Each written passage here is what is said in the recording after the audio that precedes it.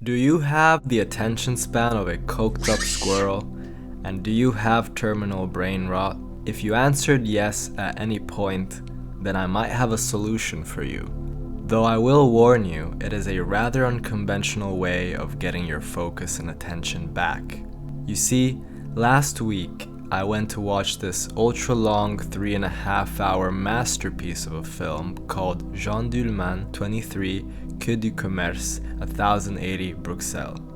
To keep it brief, the story follows a widowed mother as she goes about her daily routines, which include cooking, cleaning, and seeing clients as a sex worker. I won't go any further into detail about the story and its importance as a pioneering feminist film, as that deserves an entire video of its own.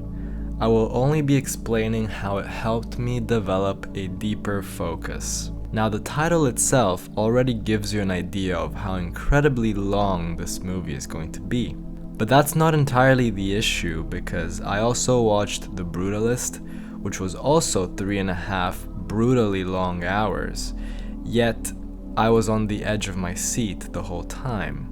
What makes Jeanne Dielman unique is the fact that 95% of the movie is composed of entire 10-minute scenes where Jeanne is either making food for her son, cleaning the house, or staring blankly at a wall. Now, let me explain what was going on in my brain and how I got my short attention span cured. Because you see, within 10 minutes of the start of the movie, I was already wishing the cinema had slapped a Subway Surfers gameplay on the side.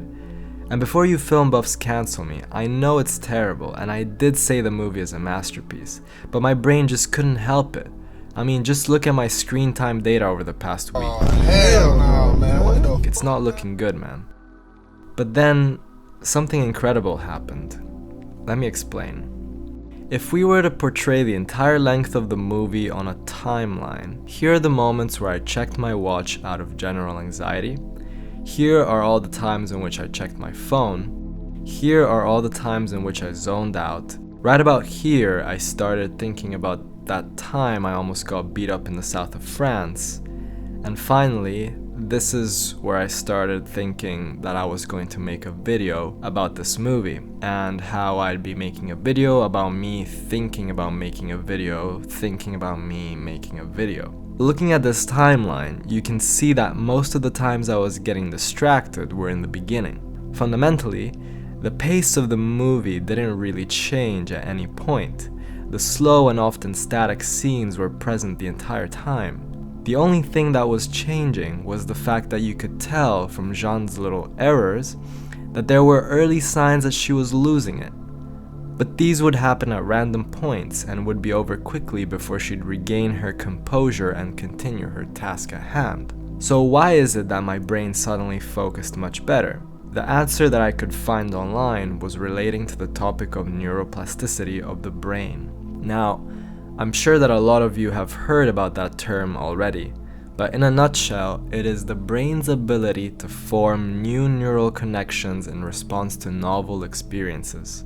I won't go into details, so if you're interested in finding out more, here's an article that goes more in depth on the subject. I'll be leaving a link in the description. So how does all this relate to my experience of this movie? Well, ever since the first short-form content came out, like YouTube and later Vine, and finally the ultimate form nowadays, which is Instagram Reels and TikTok, I had been slowly training my brain to digest fast-cut editing. This in turn caused my attention span to become fragmented. A very common solution for this is meditation, and although I've tried it in the past, I always struggled to achieve significant results. However, in just 3.5 hours, Jeanne Dielman helped me achieve a result that would have taken normal meditation months to arrive at. One could argue that the movie itself is a form of meditation, because the viewer is invited to follow the mundane life of this woman in real time. In fact, I don't even think this movie should be in the slow cinema category. I think it deserves its own, called real life. Just imagine, would you consciously watch your mother for 10 minutes as she washes the dishes? Hell no. You would either help her, which you should, or you would be elsewhere doing something else. So my hypothesis is that by watching Jeanne perform all those tasks, and as the movie went on, my brain had a minor structural update which improved my ability to concentrate at that tempo of stimulation. Why is this important other than the fact that I could concentrate more easily on boring tasks? Well, the reality is that we're becoming more desensitized to things. There are so many shocking things happening on the internet, and it feels like people are doing the most unhinged things they can think of just to get some extra clicks. Suddenly, it feels as if living in the real world is incredibly boring when all this crazy stuff is happening online. That is truly sad, not just in terms of the death of cinema, but also for life in general. Imagine being neutrally happy about seeing a real monkey just because a few seconds ago you saw a TikTok of a monkey with an AK-47 shooting at people and that made you chuckle a bit. You get my point. Federico Fellini, one of the greatest Italian film directors of all time, said it himself in an interview, that an emotion should not be interrupted. And he criticized how television and the ability to change channel with the press of a button suddenly meant that as a filmmaker you no longer own an audience, but rather the audience owns you. This interview was conducted over 40 years ago, and yet it couldn't have been more timeless now that we have the ability to scroll past everything. It's as if we've trained our brains to be impatient and distracted, rather than ready to absorb an intricate moment of our daily life. The slow pace of Jeanne Dielman was actually crucial in highlighting the final moment of the movie, which I won't spoil, but had the pacing been fast cut, the final punch would definitely not have hit as hard as it did. Ultimately, what this movie did for me was beyond my expectations. The way I see it, it gave me a glimpse of a life where I could enjoy the mundane and regain that sensitivity to feel stronger emotions for less, all whilst doing the thing that I love the most, which is watching great cinema. Now, if any of this sounds even mildly appealing to you, I'd suggest that you try doing the same. Let's all start this challenge where we put our phones away and let ourselves be absorbed and hypnotized by these films.